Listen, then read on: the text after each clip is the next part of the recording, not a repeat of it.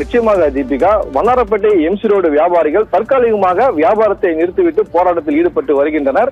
அதாவது கடந்த ஆட்சியில் தொடங்கப்பட்ட 2.5 ஆண்டுகளுக்கு முன்பு தொடங்கப்பட்ட ஸ்மார்ட் சிட்டி திட்டத்தின் கீழ் 50% மட்டுமே வேலைகள் முடிவடைந்து உள்ள நிலையில் பணிகள் தொடர்ந்து நடைபெறுவது வியாபாரிகள் பாதிப்பு ஏற்படுவதாக கூறி போராட்டத்தில் ஈடுபட்டு வருகின்றனர்.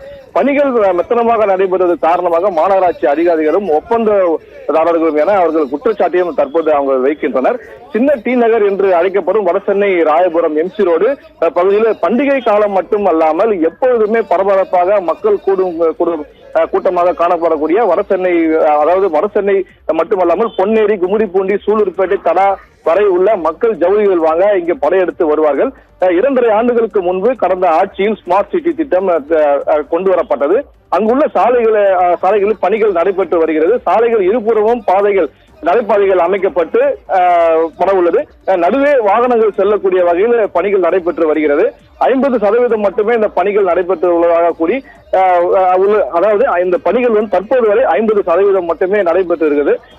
அதாவது வரக்கூடிய பண்டிகை காலங்களில் வியாபாரிகள் பெரும் பாதிப்பு ஏற்படும் என வியாபாரிகள் கூறுகின்றனர். ஏற்கனவே இருந்த தீபாவளி, இருந்த பொங்கல், ரம்ஜான் போன்ற பண்டிகைகளை ஸ்மார்ட் சிட்டி திட்டத்தில் நடைபெற்று வருவதால் சாலையில் தோண்டப்பட்ட பள்ளங்களால் மக்கள் நடக்கவே சிரமப்பட்ட கூடிய நிலையில் அவர்கள் அந்த பண்டிகை காலங்களில் இங்கு துணி ஜவுளிகள் வாங்க வரவில்லை என அவர்கள் பெரும்பாலான மக்கள் வரவில்லை எனவும் அவர்கள் கூறுகின்றனர். பண்டிகை காலங்களில் வியாபாரிகள் பாதிப்பு ஏற்பட்டு, அதாவது வாடகை கட்டிடங்கள், ஜவுளி கடைகள் நடத்தி வருபவர்கள் கூட இதனால் வேலை இழப்பு, வாடகை கட்ட முடியாத ஒரு சூழ்நிலை கூட அங்கு ஏற்படுகிறது.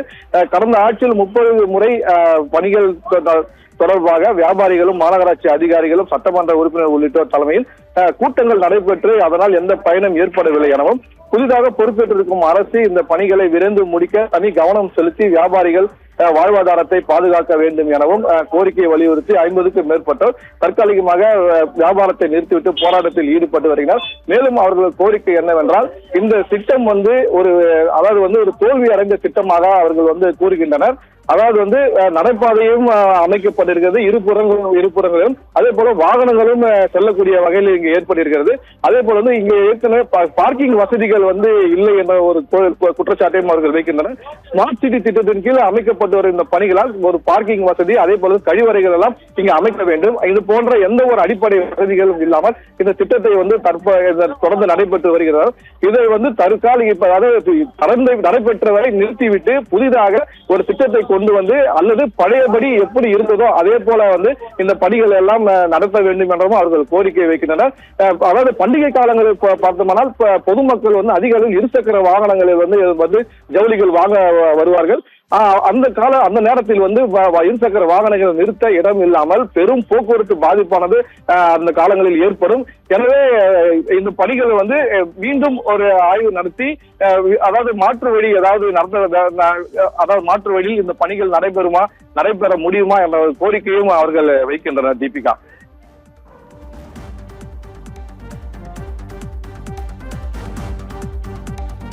ஆரம்பிச்சு கிட்டத்தட்ட இப்போ 26 மாசம் ஆச்சு.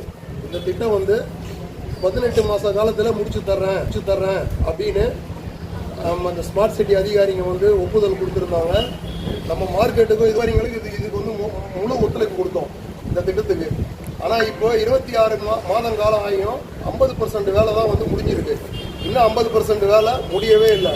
கிட்டத்தட்ட பார்த்துக்கிட்டீங்கன்னா இந்த 2 வருஷத்துல மட்டும் 2 தீபாவளி, 2 பொங்கல், 2 ரம்ஜான் சீசனு, இந்த மாதிரி 6 சீசன் வியாபாரம் எங்க கையில இருந்து போயிருக்கு.